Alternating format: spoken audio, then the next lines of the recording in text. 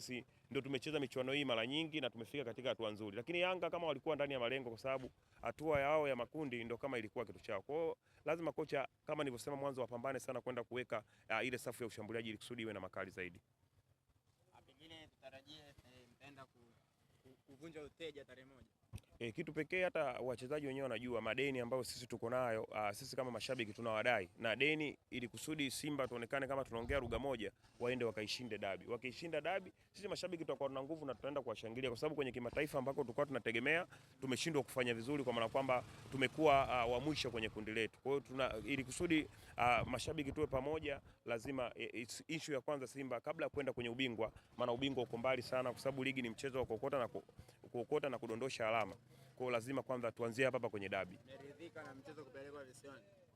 Hatujaridhika, lakini ndo mpira, kwa sababu tumejua kabisa kwa kuna tamasha pale la nadhani kuhifadhi Qur'an tarehe 1. Kwa hiyo haiwezekani likamalizika tamasha alafu mchezo ukamalizika. Kwa sababu ni mpira tunaenda, lakini sisi binafsi yetu tulikuwa tunatamani zaidi mechi ipigwe Benjamin Mkapa. Hata kuna maswali ambayo tulikuwa tunapaswa kuuliza bodi ya ligi, lakini kwa sababu ratiba inaingiliana, unaona ni mambo ya kidini na ni mambo muhimu zaidi, tumeamua tuende huko Zanzibar, lakini tulikuwa tunatamani zaidi mechi icheze Benjamin Mkapa. Kiuhalisia Zanzibar imekuwa ni uwanja ambao Simba hamna matokeo mazuri na uwanja ule.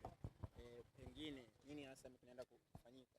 Mimi nadhani kitu kikubwa ni kocha aongee na wachezaji wake, na hasa wachezaji ambao watawapanga waende wakaipambanie bendera ya Simba Sport Club. Unajua of course ni uwanja mgumu sana kwa upande wetu, lakini sio ule tu, kama hujawekeza vizuri hata hii Benjamin Mkapa, Simba kwenye michuano ya kimataifa tangu tunaanza hatua ya awali haikuwa na matokeo mazuri sana. Hatukuweza kushinda goli zaidi ya 3 kwenye mechi moja. Kwa moja unaona hata Benjamin Mkapa kuna wakati ilikuwa inatufinya kwenye upande wa matokeo. Mimi nadhani ni kuenda kukiweka kikosi chetu sawa ili kusudi kwenda kuwin mechi ya dabi, na ni mechi muhimu sana ambayo mechi pengine inatofautishaga ubingwa. Kwa maana kwamba mnaweza mkaenda kwenye ligi kila mtu akakokota alama zake, lakini kwenye makaratasi ukaja ukafeli kutokana na Yanga amechukua pointi 6 kwa upande wako. Usajili huu dirisha dogo, ni wazi kwamba Simba ipo tayari kushindana na Young Africans kwa sasa. Naam, dirisha dogo pengine tunaonekana tumefaulu zaidi kuliko hata dirisha kubwa, kwa sababu umeona wachezaji moja kwa moja ambao wamekuja kwenye dirisha hili dogo wameenda moja kwa moja kwenye kikosi cha kwanza. Kwa moja kwa moja dirisha hili nadhani sisi kwa upande wetu ndio limetufavor zaidi, na pia ukiangalia hata kikosi chetu na baadhi ya wachezaji ambao wana majina, kwa sababu unaona kabisa kwenye timu sasa hivi tunakuwa tuna mtu mmoja ambaye tunaweza tukamtegemea hata wakati timu iko chini, yeye anaweza kaichukua timu na kwenda kuamua matokeo. Shukrani sana. Asante sana.